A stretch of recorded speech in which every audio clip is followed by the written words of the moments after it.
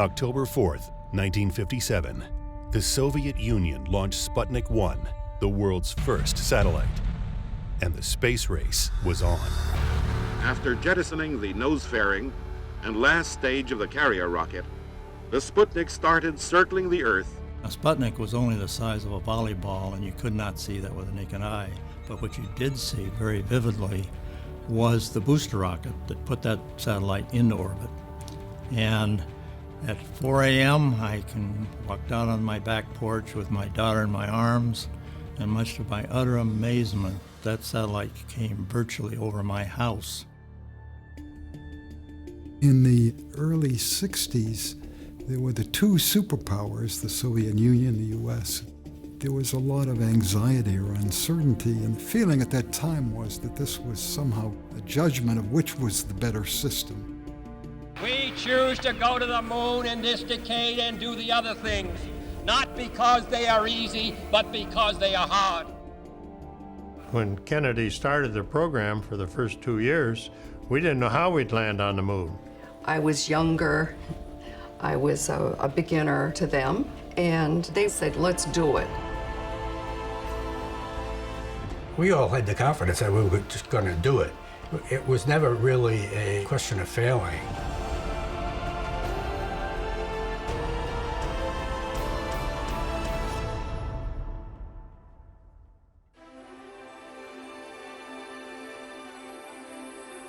In 1961, JFK began a dramatic expansion of the U.S. space program, partly in response to the Russians and Sputnik, and partly to inspire a nation to achieve greatness. Now it is time to take longer strides. Time for a great new American enterprise.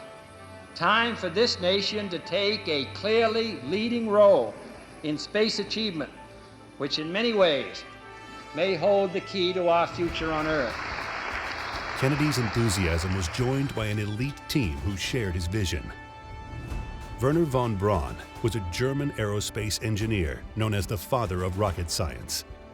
Bob Siemens at NASA had the vision to bring the right team together. And Dr. Charles Stark Draper, who had pioneered inertial guidance. The Apollo program was born. 12, 11, 10, 9. Ignition sequence start. 5, 4, 3, 2, 1, 0. Liftoff. We have a liftoff. Liftoff on Apollo 11. 4 forward, drifting to the right a little. As Neil Armstrong and Buzz Aldrin prepared to go to the moon, they knew this mission was made possible by thousands of engineers, scientists, and technicians. At the height of the Apollo program, there were over 400,000 engineers, technicians, and scientists working around the country and around the clock to develop and invent all the new technology required to make a moon landing possible. Among the unsung heroes of Apollo are the engineers from Draper, formerly the MIT Instrumentation Lab.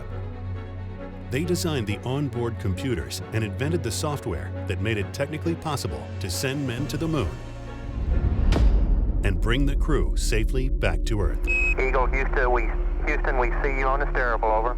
Roger, how does it look? Eagle has wings. Roger. Landing 3,000 feet. You're looking great.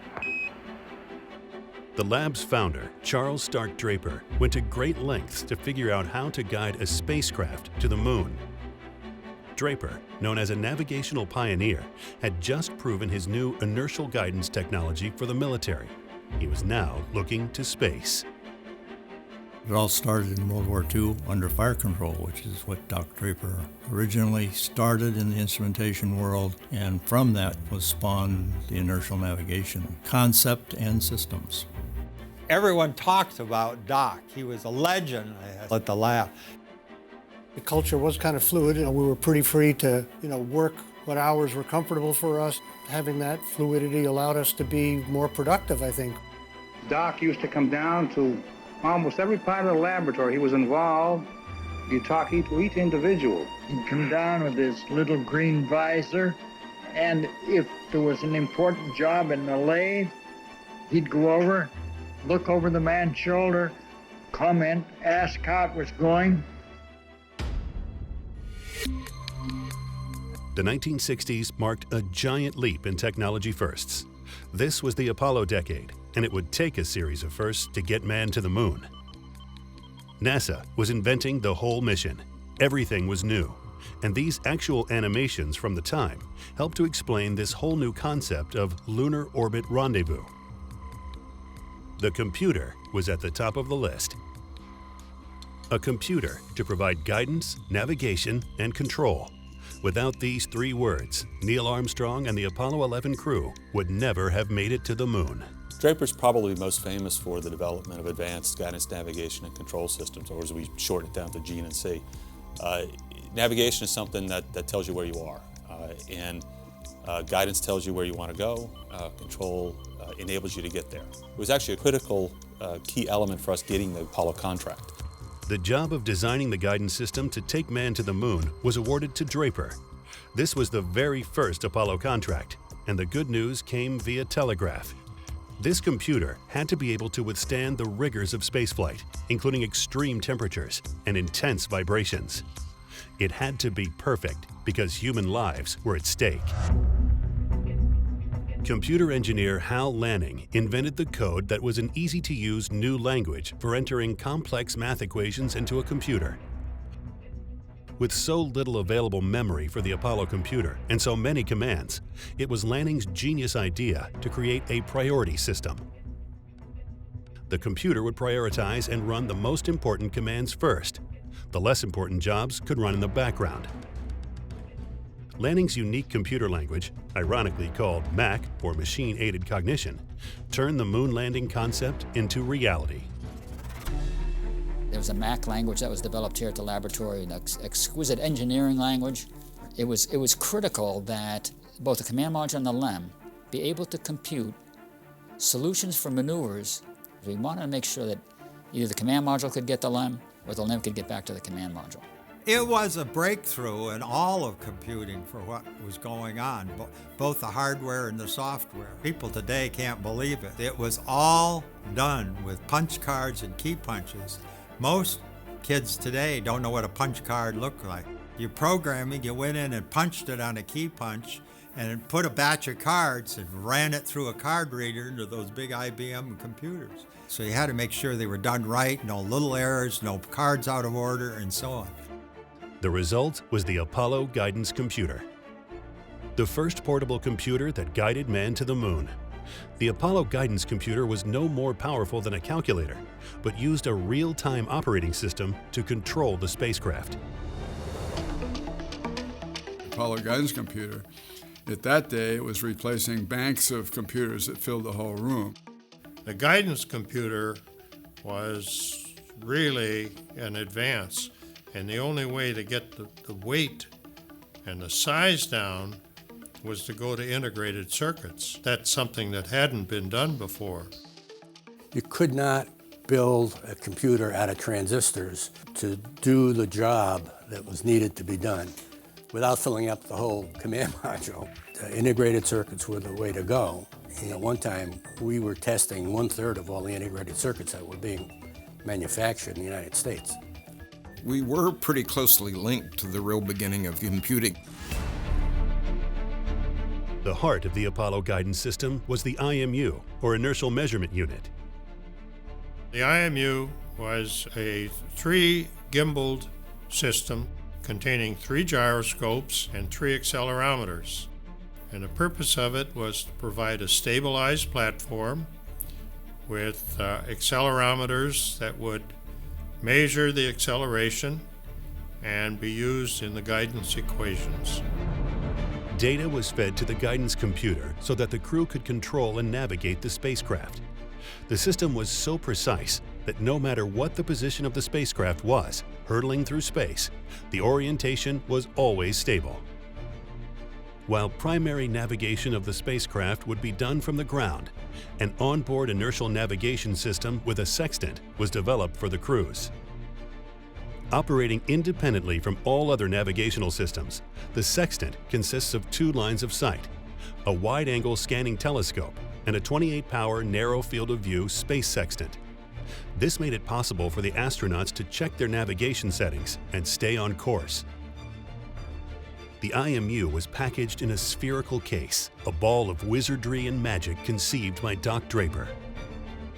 For the first time ever, pilots would fly a craft with all digital controls.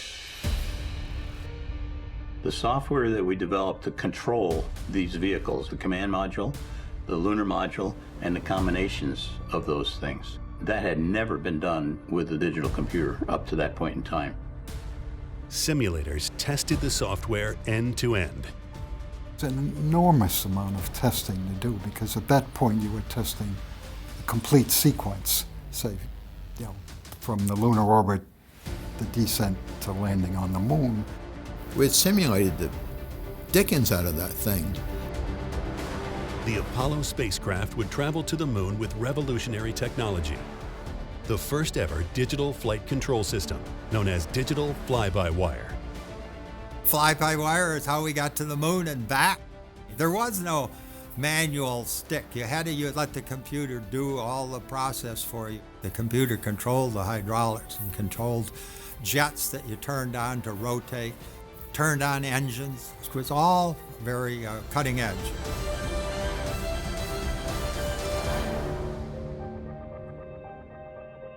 As the Apollo 11 team are just months away from a moon landing, we are reminded of the man who set the challenge and who would sadly not be present for the historic moment.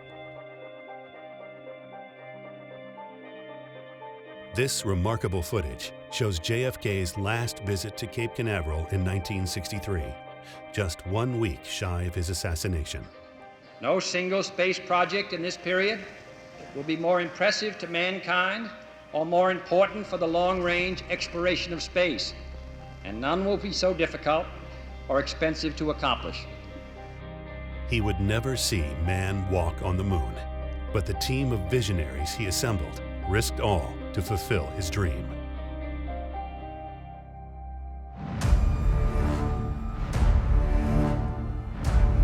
July 16th, 1969.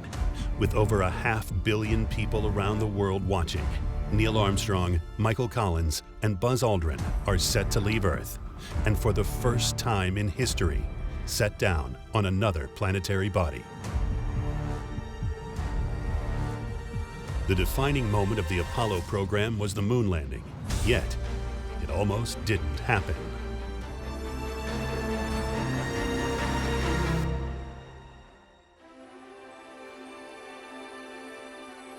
Apollo 11 was our first attempt at landing on the moon. The guidance and navigation system was probably one of the most complex subsystems the flight crews had to work with. One evening, after a long day's work, I came out of my office and walked outside, and there in the sky above me was the real full moon itself. It just kind of overwhelmed me to think that's where we're going, and I have a part in it. Ignition sequence starts. 3, 2, 1, 0. All engine running. Liftoff. We have a liftoff. Liftoff on Apollo 11. There it is. There. Yeah? Yeah. Get up on. After a 2-day journey to the moon, the crew of 3 are captured into lunar orbit. During this critical phase, called Trans-Lunar Injection, or TLI, the crew loses communication with mission control. During the blackout, mission control awaits anxiously as the spacecraft makes its critical burns to get into the exact trajectory necessary for a successful lunar landing. Armstrong and Aldrin move to the lunar module and prepare for separation from the mothership and their descent to the lunar surface. 2 minutes 53 seconds from reacquiring the spacecraft. Collins will remain solo in lunar orbit, awaiting their return. Leaving the moon and going back to lunar orbit is actually a relatively easy maneuver. It didn't place really great demands on the guidance computer, but the lunar landing did. It was by far the busiest phase of the mission for either spacecraft. The lunar landscape is comprised mostly of craters and rocks. Picking the spot where man would land required a great deal of calculation. Risks varied from landing on a boulder and tipping over, to sinking into a soft crater and disappearing forever into a dust cloud. With the help of lunar scientists and images from a lunar surveyor sent just before the Apollo missions, NASA selected several suitable sites with minimal boulders and craters. The lunar orbiter mission took a lot of photography of the lunar surface that was valuable to the Apollo planning. Not only photography, but it began to define the gravitational field around the moon, which was also very important to guidance and navigation. It was critical that the guidance and navigation could determine the position and flight path of the lunar lander before descent to the surface. On Apollo 11, the landing was divided into 3 phases. There was the braking phase, the visibility phase, and then there was the semi-manual landing phase. This is Apollo Control. Armstrong and Aldrin began checking out, activating the lunar module. Both spacecraft looking very good at this time. During the braking phase, one of the main tasks was to get the landing radar locked onto the surface. After the radar had locked on, Buzz Aldrin keyed in a special display in order to watch the landing radar data. Houston, you're looking at our Delta East. That's affirmative. And as soon as he did that, 1202.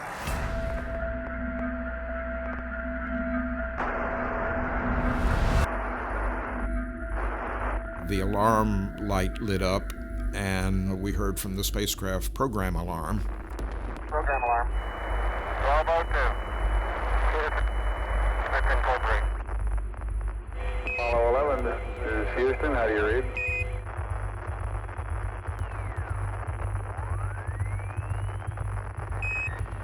It was a 1202 alarm, which was an alarm we never expected to see in flight.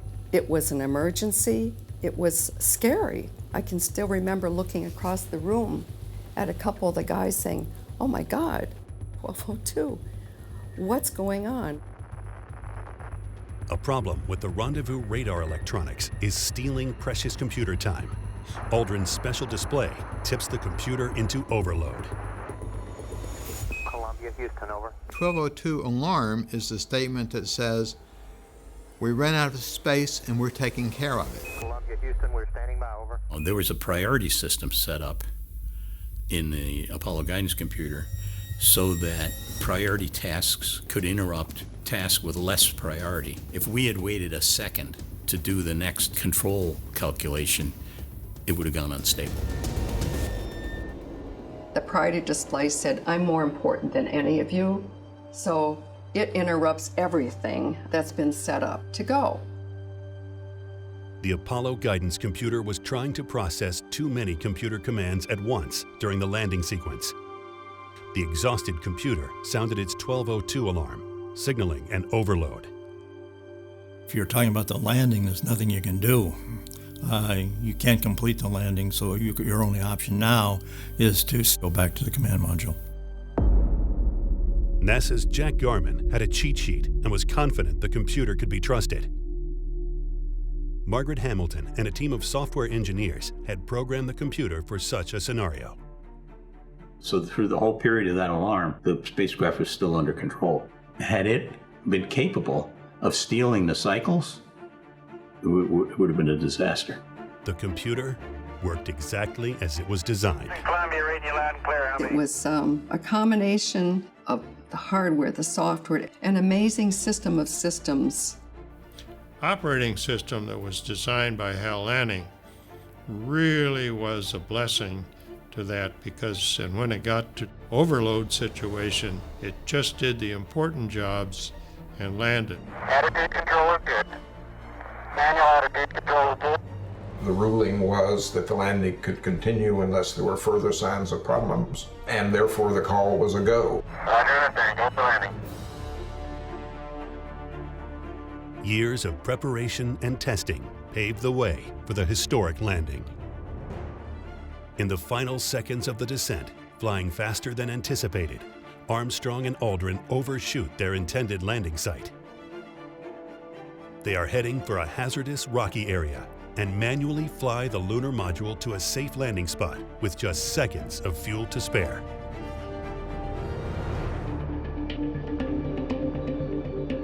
Neil Armstrong in this case was the pilot who was flying the vehicle manually, and he was picking out a spot to try to hover over and then descend to land. He had to find a spot that wasn't so rocky. Pretty rocky area. Worst of all worlds would be to tip it over. They did, in fact, come within about 30 seconds of running out of fuel, which would have been very dangerous if you're close to the moon. And then Buzz Aldrin said, 40 feet down, 2.5, picking up some dust. and at that point I knew this was different. Okay, engine stop. We copy you down, Eagle. Tranquility Base here. The Eagle has landed. Roger, Tranquility. We copy you on the ground. You got a bunch of guys about to turn blue. We're breathing again. One small step for man, one giant leap for mankind. The Apollo program, to me, was the most exciting. A lot of the other things we've done with the shuttle, for instance, have been technically very challenging, but it didn't have the backdrop of landing on the moon. It's almost hard to believe that we were doing all of those things. The Saturn V worked every time we asked it to, and the computer system worked every time we asked it to.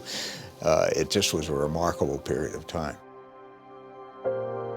The amount of memory that was on the Apollo guidance computer is a couple of orders of magnitude less than what you carry around as the smartphone in your pocket. That's absolutely mind-blowing.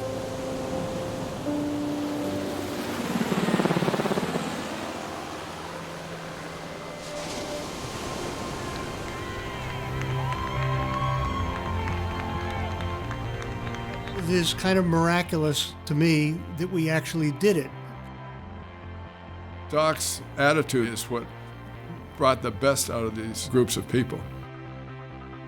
He liked to say that his lab builds things that work.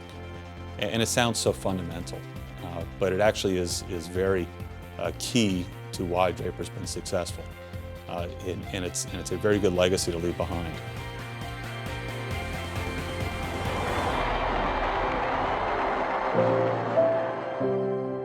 I can't presume to predict what the future is going to hold, but I'm sure it's going to be different from anything we imagined. The human race is certainly going to go out into the stars. I thank you very much.